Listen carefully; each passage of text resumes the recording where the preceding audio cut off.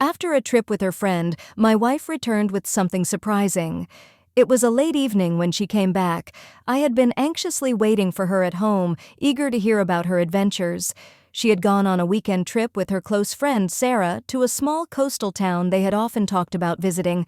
The excitement of their getaway was something I had noticed in her voice when she left, and I couldn't help but wonder what new experiences they had. As soon as the door creaked open, I looked up from my book, expecting the usual warm greeting, a few stories of sightseeing, and maybe a gift or two. But instead, she entered with an air of mystery, a certain gleam in her eye that immediately told me something was different. "You're home," I said with a smile, but I could sense there was more to her return than she was letting on. She smiled back, but there was a subtle hesitation in her expression. "Yes, I'm back. And I brought something for us." Her words piqued my curiosity, but the way she said it made me wonder what she could possibly have brought. She had always been thoughtful, but this time her tone seemed a little more enigmatic.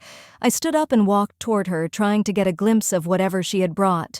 From behind her, she pulled out a small, intricately wrapped box. It was nothing extravagant, but the way she presented it made my heart race with excitement. "What's this?" I asked, unsure whether to be excited or anxious. "It's a surprise," she said, her eyes twinkling. "I think you'll like it." I took the box from her hands, admiring the delicate packaging. As I carefully untied the ribbon and opened it, I was greeted by something completely unexpected, a small, hand-carved wooden figurine of a horse. It was beautifully crafted, its details so precise that it almost looked lifelike.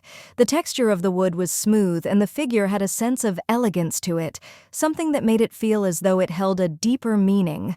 I looked up at her, completely puzzled. "A horse? I thought you'd bring back something from the beach, maybe a seashell or something like that." She chuckled, a knowing smile crossing her lips. "I almost did, but when Sarah and I were exploring the town, we stumbled upon an old artisan shop.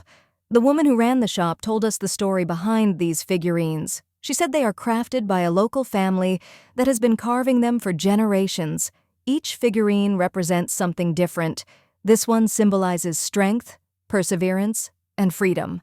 I stared at the figurine in my hands, still processing what she had just told me.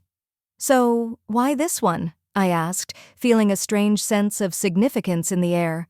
She sat down beside me, her tone softening. "Because I think it's something we need. You've been working so hard lately, and I know you've been feeling a bit overwhelmed. This is a reminder to stay strong, to keep going, and to embrace the freedom we have together. It's a symbol of what I believe in us, our strength as a couple and as individuals." I sat there, holding the small figurine, feeling a wave of emotion wash over me. It was more than just a simple gift. It was a symbol of everything we had built together. It was a reminder of how much she cared for me and how deeply she understood my struggles. "Thank you," I whispered, my voice thick with gratitude. "I can't tell you how much this means to me."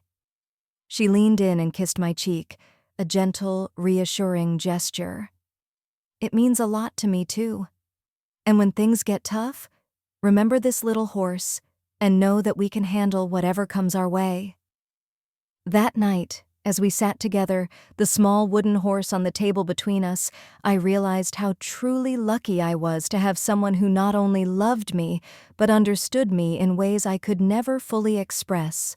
And as I looked at the figurine, I knew that no matter what life threw our way, we had the strength and perseverance to face it together.